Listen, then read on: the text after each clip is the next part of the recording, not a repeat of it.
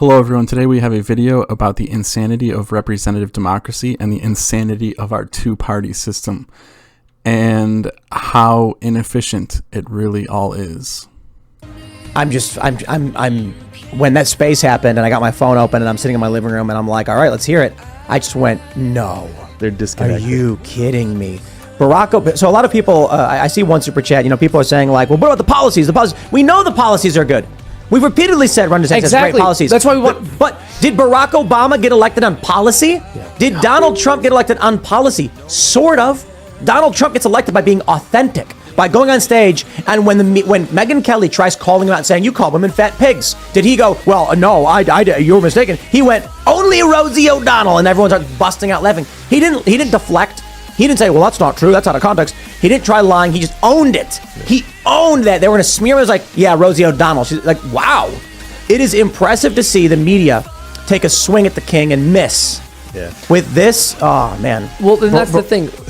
Well, no, I just want to say everyone's going, oh, but his policies are good. His policies are good. We know. That's why this critique is important, because we're saying we want the policies that he's going to promote in this country to flourish. And in order for them to be able to do so, he has to be elected, right?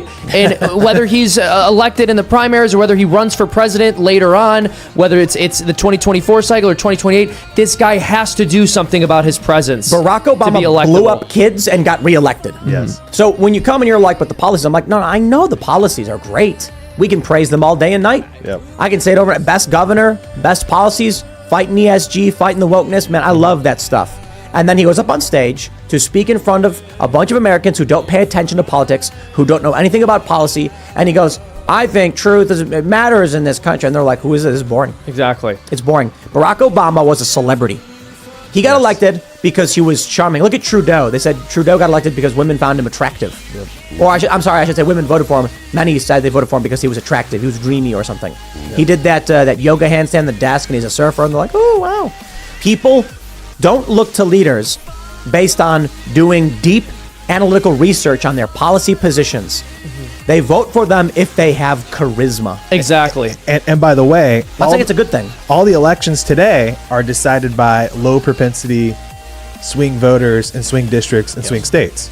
Yep. So when you want to break this down, Republicans are going to vote for Republicans, Democrats are going to vote for Democrats, and you have this fragment that exists of people who really don't want to vote, and the Democrats are chasing down those voters and those ballots better than we are. So it's like, who's going to hype up their people more and give people more energy to go actually chase down those ballots and build that? Exactly. And so you might be sitting there saying like, well, I vote based on policy. Yes, no, me too. That's what you should vote based on. Guess what? That's not why most people vote. So we got to figure out what makes most people vote and what makes somebody win. And then if you want DeSantis to win, if we want DeSantis to win, we got to find a way for him to cultivate those things if those policies really matter all that much to you. It's charisma. Yep. If you have charisma, you'll be able to convince voters. You can convince voters without a message. That's what Hope and Change was. Yeah. That's what Make America Great is. It's an empty shell that people can fill with whatever they believe is important. You can take this message and then you get to go ahead and put your values into it. And that's so really all you need is Riz. All you need is charisma. Yeah. All you need to do is be able to convince people. Or, we could just adopt arcology and use the covenant and use direct democracy and be done with this mental illness we call representative democracy and the election cycle and the news cycle. Anyway, that's it. And remember, a single direct democracy is more powerful than 1,000 presidential candidates.